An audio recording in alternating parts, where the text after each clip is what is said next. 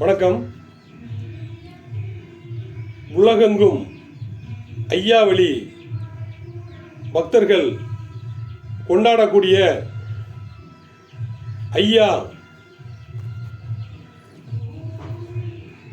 ஸ்ரீமன் நாராயணரின் அவதார தின விழாவிற்கு திமுக அரசு பல கெடுபிடிகள் வைத்திருக்கின்றது.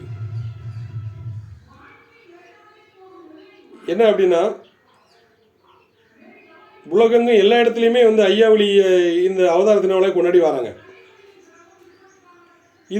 இது கொண்டாடப்படாது அப்படின்னு பாளையங்கோட்டையில் ஒரு ஐயாவளி கோயிலில் மக்களுக்கு அன்னதானம் வழங்கக்கூடிய சமையல் பாத்திரத்தை எடுத்து சென்றிருக்கிறது இந்த காவல்துறை. ஒருத்தரை பிடிச்சி பிரச்சனை பண்ணதாங்க அடிக்காங்க. திமுக அரசு தொடர்ந்து இந்துக்களுக்கு எதிராகவும் இந்து கலாச்சாரங்களை ஒழிப்பதுமாக வேலையாக செய்து கொண்டிருக்கின்றது. இதை அகில பாரத இந்து மகாசபா வன்மையாக கண்டிக்கின்றது. எங்களுடைய புனிதத்தை கெடுக்கணும், இதான் திராவிட மாடல் ஆட்சியா? இல்லை, எங்களை நீங்கள் அழிக்க முடியாது. எங்களை நீங்கள் அழிக்கணும்னு நினச்சிங்கன்னா நீங்கள் அழிஞ்சு போயிருவீங்க. நீங்கள் அழிக்கணும்னு நினச்சிங்க அப்படின்னா எங்களை அழிக்கணும்னு நினைக்க நீங்கள் அழிஞ்சுக்கிட்டே இருப்பீங்க, அழிய போகிறீங்க.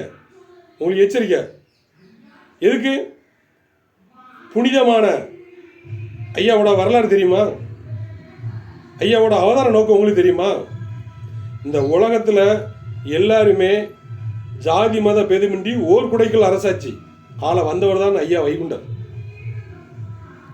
சாதியை அழித்தவர் வைகுண்டர்.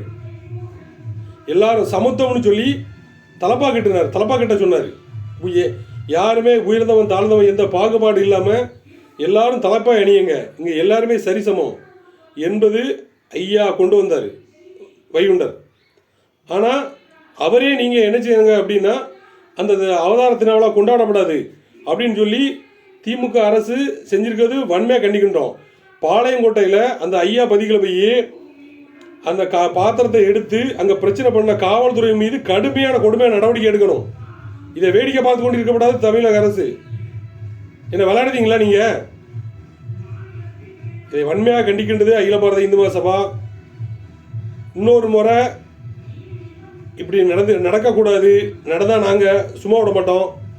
எங்களுக்கு அந்த காவல்துறை அவர்கள் மீது வழக்கு போடணும், அவங்க பெரிய மன்னிப்பு கேட்கணும், அவங்க மீது கடுமையான நடவடிக்கை எடுக்கணும். இதை எல்லாரும் பார்த்துக்கிட்டு இருக்காங்க. இந்து மக்களே கொஞ்சம் சிந்தியுங்க, பாருங்க.